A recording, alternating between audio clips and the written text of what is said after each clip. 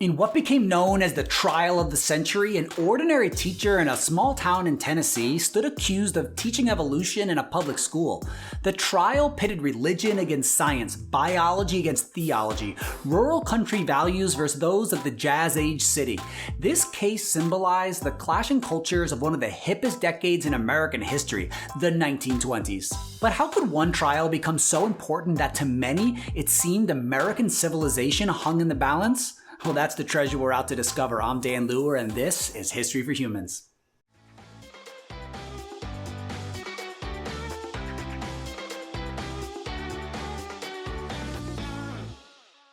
In 1859, Charles Darwin published a groundbreaking scientific book, The Origins of Species, that laid out the theory of evolution and that humans were just another species that had evolved from earlier primates. It was shocking. In America, churches debated on how to respond to these revelations, and a dividing line would once again split America, just as slavery had done in the past, but this time it was not between North and South, but largely between rural and urban, modern and new versus traditional and conservative. Most urban churches developed a modernist interpretation of the Bible that argued evolution did not contradict the biblical story. Whereas a newly emerging group of fundamentalists drew a line in the sand, and they saw the theory of evolution as an all-out assault on Christianity.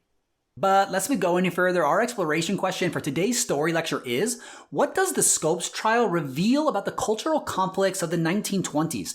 And to answer that, umbrellas out, because I got some history to rain upon you first.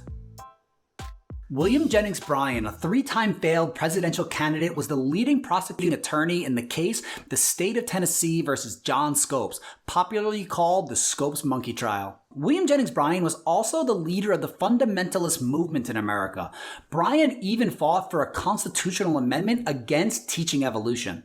And after delivering a speech in Tennessee, a nobody state congressman, John Butler, was touched by Bryan's words and was about to have a run-in with history. He wrote the Butler Act that in 1925 made it unlawful to teach anything that contradicted the biblical account of human creation and thus the theory of evolution in any state-funded school. And local businessmen and politicians in Dayton, Tennessee saw an opportunity in the showdown between church and science and looked to find someone in their town who was willing to admit to teaching evolution in the classroom. Enter John Scopes, a football coach and substitute biology teacher. Now, Scopes did not even really know if he had taught evolution, but he had in fact used the state-issued textbook that covered the topic, and he was willing to take a stand for science and against what he saw as fundamentalist bullying. But he had no idea what this case would soon come to represent, as all the cultural tensions and clashings of the time would turn the case into a carnival and Shakespearean drama. The 1920s had many coined titles: A Return to Normalcy, The Jazz Age, but the decade was most epitomized by the Roaring Twenties. The 20s were categorized by a rip-roaring economy, a happy-go-lucky, fast-moving, devil-may-care city culture with flashy new lights, movies, and automobiles. A new music captured the energy and free spirit of the nation: jazz. The music originated in New Orleans and spread throughout northern cities, especially Harlem, a music that sprang straight from the unique cultural experiences of Black Americans. This new music that was without rules, without scripts, that was ecstatic and energetic and hated by the older generation. Sound familiar, kids? Aside from jazz, the 20s brought about a number of other changes: movies, automobiles, radios, and a consumer culture massaged by catchy advertisements that led to an economic boom throughout the decade, and this transformed American culture. Both movies and advertisements transformed the traditional meek, mild, and passive femininity into an exotic, independent, and daring one represented by the iconic and infamous flapper. And we're going to be getting to flappers in our last episode in the 1920s, so tune in for that. But to many small-town Americans who were aghast by the roar of 20s culture, they saw Darwin's theory as the essential element in destroying faith in God and ushering in a breakdown of morals in the Jazz Age, and they turned their eyes towards Dayton and onto the Scopes trial to seek a redemption of their values. If the leaders of Dayton were hoping for attention and a spotlight, they got all they asked for and more. Journalists from around the country flocked to the small town and the courthouse.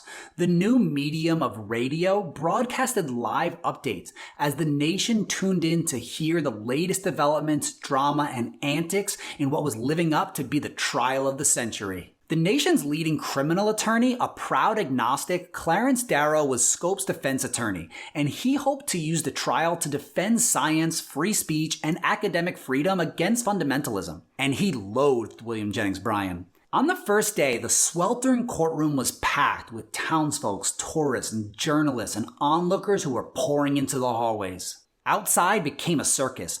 Families barbecued, thrifty entrepreneurs set up concession stands selling everything from Bibles to memorabilia like stuffed monkeys. Carnival games and prizes, minstrel shows, soapbox preachers, banner-waving fundamentalists who packed the lawn and the sidewalks each day. A Hollywood monkey was paraded around in a suit, mocked as being a special witness for the defense, as was a 3.5-foot tall man crudely displayed as the so-called missing link.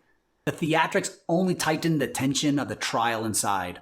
Ironically, the judge began the trial with a prayer and set a scene for a trial that would be impartial against the defense. The stifling heat soon was matched by the heated debates on the floor. Darrow had prepared 8 scientists as expert witnesses to support the theory of evolution, but after the first one testified, Judge Ralston prohibited any other experts from doing so. The judge sought to keep the focus of the trial narrow on Scope's violation of the Butler Act, and not a case between evolution and the Bible, but the entire country, all the press, and both attorneys knew that this case was bigger than just a single teacher in Dayton. Bryan spent time mocking and ridiculing the theory of evolution as dangerous, ridiculous nonsense. But Darrow won the day, arguing that fundamentalists like Bryan were ushering in a new inquisition, warring against science, progress, and free speech. He concluded stating that there was no duel between science and the Bible because there is never a duel with the truth. The courtroom erupted with boos and cheers. But Bryan would later have his opportunity to defend his traditional values that were also fighting back all across the country. If the 20s roared, they also, sucked. Because the 1920s also saw the rise of the KKK, but a new and improved Klan with new and bigger enemies. They expanded their hatred and abuse of black people to other groups like immigrants, Jews, Catholics, and wets, or alcohol drinkers, and that's what's going to be on our next episode, Prohibition and Gangsterism, so tune in for that. And the 20s Klan was not just confined to the South, but was popular throughout the country, and they yielded considerable political influence. Huron Evans, an imperial wizard of the KKK, stated, "One by one, all our traditional moral standards went by the boards. The sacredness of our Sabbath, of our homes, of chastity, and finally, even of our right to teach our own children in our own schools. Fundamental facts and truths were torn away from us." That one quote highlights so many of the tensions of the 20s. And the KKK, with many others, worried about the loss of traditional Americanism, and they pushed for restrictions on immigration. The Immigration Act of 1924 set quotas that dramatically reduced the number of Southern and Eastern European immigrants who you might remember were coming in huge numbers in the decades previous. And the immigration quotas almost entirely banned Asians. These same fears also led to the first Red Scare in the 1920s. Red being synonymous with communism, Attorney General A. Palmer began to see red everywhere and struck fiercely to root out socialistic elements in the country because they were dangerous and un-American. So the Red Scare, the rising KKK, and resistance to immigrants reflect the yin to the jazzy yang of the times. And when Bryan took the stand in Dayton at the conclusion of the trial, those two forces would finally have it out. It was the 7th day of the trial, and due to the heat from the crowded room and the blistering Tennessee sun, Judge Ralston moved the court outside to the lawn. That day, the climax of the trial occurred when Darrow asked Bryan to stand as an expert witness on the Bible. Bryan, though, believed he could use the opportunity to redeem himself from Darrow's last speech and regain his honor. This from a man who had already lost the presidency thrice. Darrow's questions focused mostly on the book of Genesis, trying to humiliate Bryan for his beliefs. Did Jonah really live inside a whale? Where did Cain find his wife if there had been no other women except Eve? Or was the world created in just 6 days? But Bryan stood firm in his beliefs. If it was revealed in the Bible, it was true. Bryan then accused Darrow of slurring the Bible and mocking Christianity, and Darrow fired back that these were the fool ideas that no intelligent Christian on earth believes. When Bryan and Darrow were literally and comically shaking their fists at one another, Judge Ralston pounded his gavel and adjourned the court. The press had a field day and the nation lapped it up. The next day, the judge stated that the testimony should be expunged from the record since it was irrelevant to the case, but it would never be expunged from history. Darrow threw in the towel. He asked the judge to bring in the jury and have them announce a guilty verdict. Prohibited from making his case, Darrow instructed the jury that all they could do was return a guilty verdict. So after 8 days, the jury deliberated for just 9 minutes, finding Scopes guilty of violating the Butler Act, and he was ordered to pay a $100 fine. And that brings us to Dad Jokes in History! So how did evolutionary biologists react to the verdict of the Scopes trial? I'm all ears. They went ape. Like primates? No.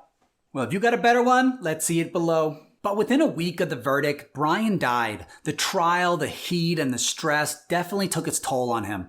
And though they lost in court, the press and history largely concluded that Darwin and Darrow came out on top, and the cause of fundamentalists was run through the mud by Bryan's testimony. Dayton did receive national attention, but was for years remembered for being a bastion of ignorance and fanatics, at least in the mainstream press, but definitely not in small-town papers across the country. Fundamentalists believed that they came out on top, and Bryan remained a hero and a martyr for their cause. And the teaching of evolution received a major blow as it was largely taken out of textbooks since it was still a controversial topic and would not re-emerge for decades. So the Scopes trial proved to only expose and reveal and not settle or resolve the conflicts between rural and urban, science and religion, jazz and Genesis that categorized the 20s. So although I wish this story could be tucked away nice and neat, history just doesn't always work that way. And of course, many of these conflicts and divides remain with us today, and the verdict is still being decided as the past carries on. So thanks for engaging with history today. This has been History for Humans. And hey, thank you so much for watching. I hope you learned something and enjoyed it along the way. And if you did, could you click the thumb that looks like this, and you can hit subscribe and get updates when we're dropping new episodes. And for teachers and homeschool parents, you can head over to my website, historyforhumans.com, and get access to resources and lesson plans that go with all of my episodes. And if you're doing the learning activity that goes with this episode, hang out because I got instructions in just a sec. All right. It's time to wrestle with some history. You're going to be reading about 2 case studies of the 1920s, the Red Scare and the Scopes trial. To dive deeper into these topics, you're going to answer some comprehension questions about the readings, but the most interesting and important part is that you're going to make connections to today. Could things like the Red Scare and the Scopes trial happen in today's America? How or why not? So I hope this lesson really helps you make some deep connections from the past into the world that you live in. So read closely, think critically, and answer bravely. I'll catch you next time.